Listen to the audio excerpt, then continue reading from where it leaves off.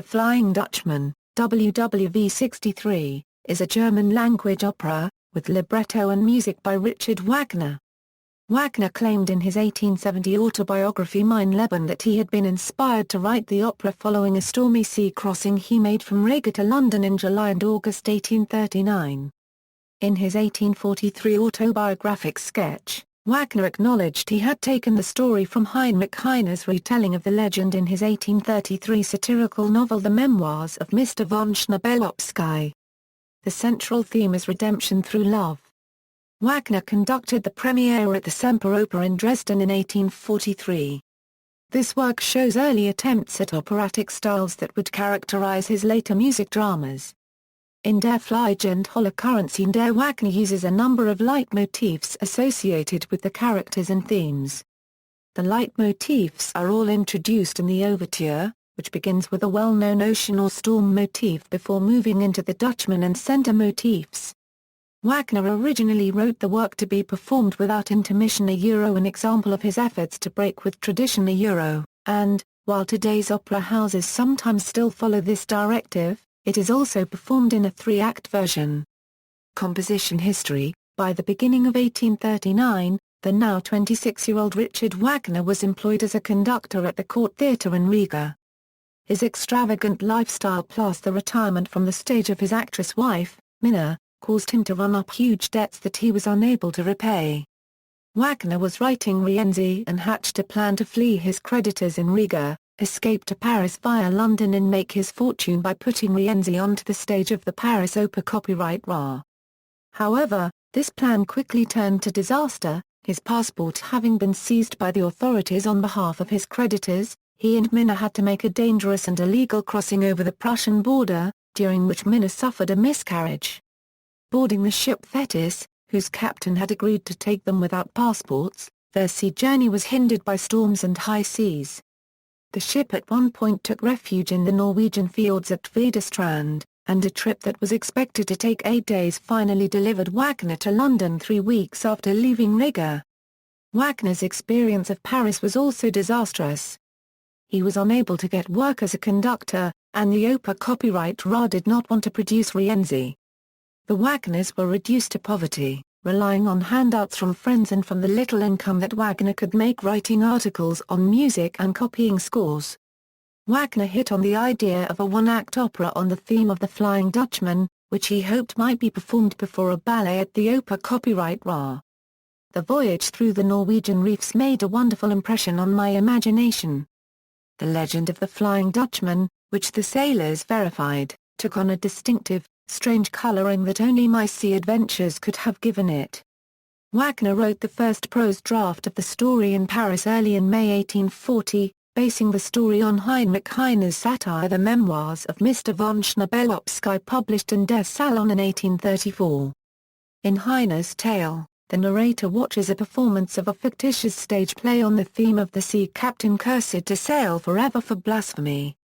Heine introduces the character as a wandering Jew of the ocean, and also added the device taken up so vigorously by Wagner in this, and many subsequent operas: the Dutchman can only be redeemed by the love of a faithful woman. In Heine's version, this is presented as a means for ironic humor. However, Wagner took this theme literally, and in his draft, the woman is faithful until death.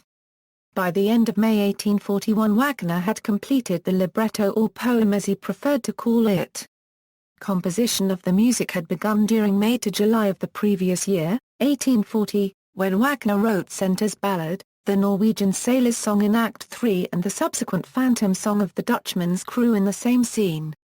These were composed for an audition at the Paris Opera Copyright Ra, along with the sketch of the plot. Wagner actually sold the sketch to the director of the Opera Copyright Ra, La Copyright on Pilote, for 500 francs, but was unable to convince him that the music was worth anything. Wagner composed the rest of the Der Fliegende Holocaust der during the summer of 1841, with the overture being written last, and by November 1841 the orchestration of the score was complete. While this score was designed to be played continuously in a single act, Wagner later divided the piece into a three-act work. In doing so, however, he did not alter the music significantly, but merely interrupted transitions that had originally been crafted to flow seamlessly. In his original draft, Wagner set the action in Scotland, but he changed the location to Norway shortly before the first production, staged in Dresden and conducted by himself in January 1843.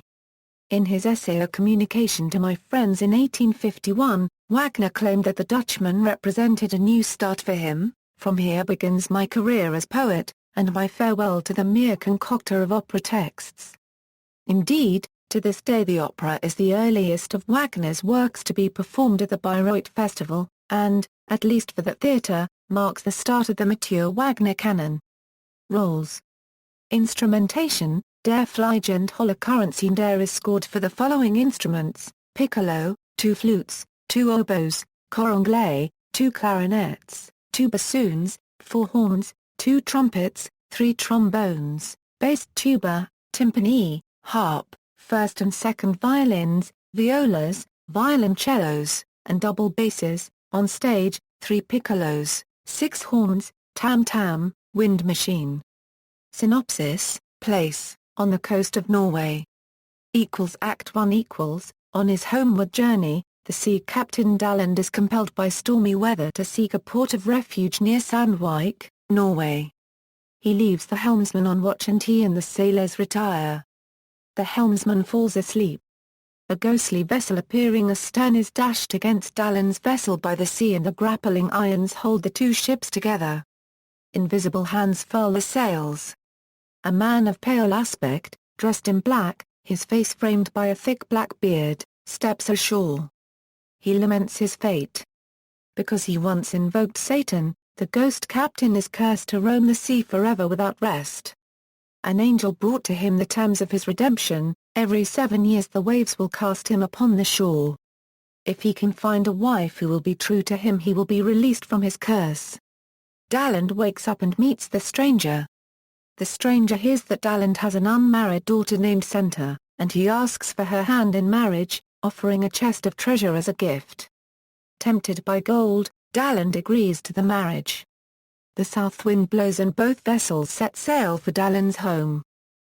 Act 2 A group of local girls are singing and spinning in Daland's house. Senta, Daland's daughter, dreamily gazes upon a gorgeous picture of the legendary Dutchman that hangs from the wall. She desires to save him. Against the will of her nurse, she sings to her friends the story of the Dutchman, how Satan heard him swear and took him at his word. She vows to save him by her fidelity. The huntsman Eric, Senta's former boyfriend, arrives and hears her. The girls depart, and the huntsman, who loves the maiden, warns her, telling her of his dream, in which Daland returned with a mysterious stranger, who carried her off to sea. She listens with delight, and Eric leaves in despair. Daland arrives with the stranger. He and Senta stand gazing at each other in silence. Daland is scarcely noticed by his daughter, even when he presents his guest as her betrothed. In the following duet, which closes the act, Senta swears to be true till death. Act 3 Later in the evening, the local girls bring Daland's men food and drink. They invite the crew of the strange vessel to join in the merry-making, but in vain. The girls retire in wonder. Ghostly forms appear at work upon the vessel the Flying Dutchman, and Daland's men retreat in fear. Senta arrives, followed by Eric, who reproves her for deserting him, as she had formerly loved him and vowed constancy. When the stranger, who has been listening, hears these words, he is overwhelmed with despair, as he thinks he is now forever lost. He summons his men, tells Senta of the curse, and to the consternation of Daland and his crew declares that he is the Flying Dutchman. As the Dutchman sets sail, Senta throws herself into the sea, claiming that she will be faithful to him unto death. This is his salvation. The spectral ship disappears, and Senta and the Dutchman are seen ascending to heaven. Recordings. References, Notes. Footnotes. External links: The Flying Dutchman, scores at the International Music Score Library Project, the libretto in German and in English, synopsis in German libretto, Naxos Records, Richard Wagner Der Fliegende Holocurrency. Der a gallery of historic postcards with motifs from Richard Wagner's operas.